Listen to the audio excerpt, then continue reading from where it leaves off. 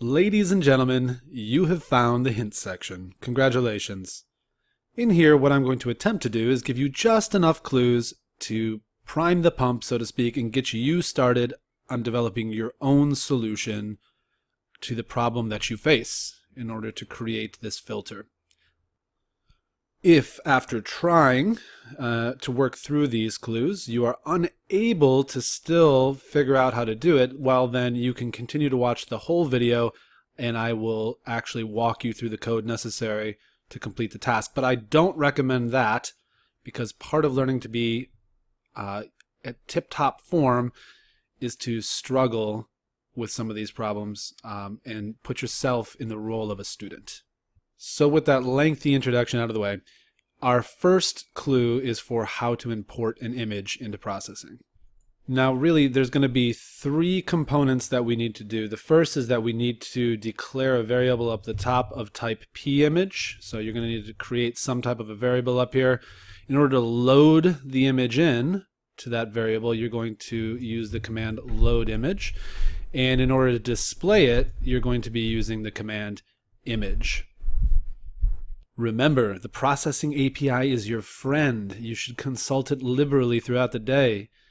Look up these commands right here and see if you can figure out how to load the image. If you need me to walk you through that, well then continue after the break.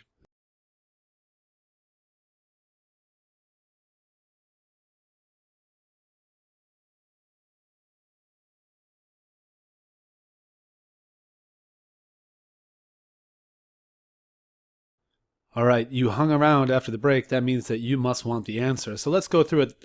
The first thing I notice is I need to actually capitalize this I right here.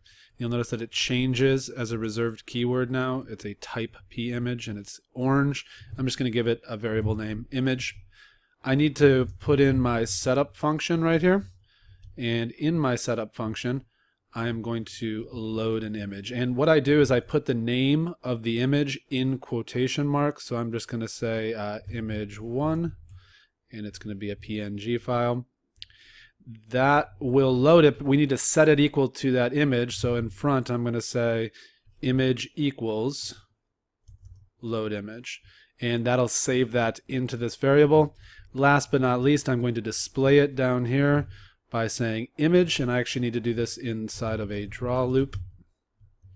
So void draw, close that off, and the next two parameters that get passed are the X and the Y position of where you want the image, the upper left hand corner of the image, to be centered. So for most intents and purposes, that's going to be 0, 0. So this is how you load an image into processing. Make sure that the image file is inside of the folder where your code is.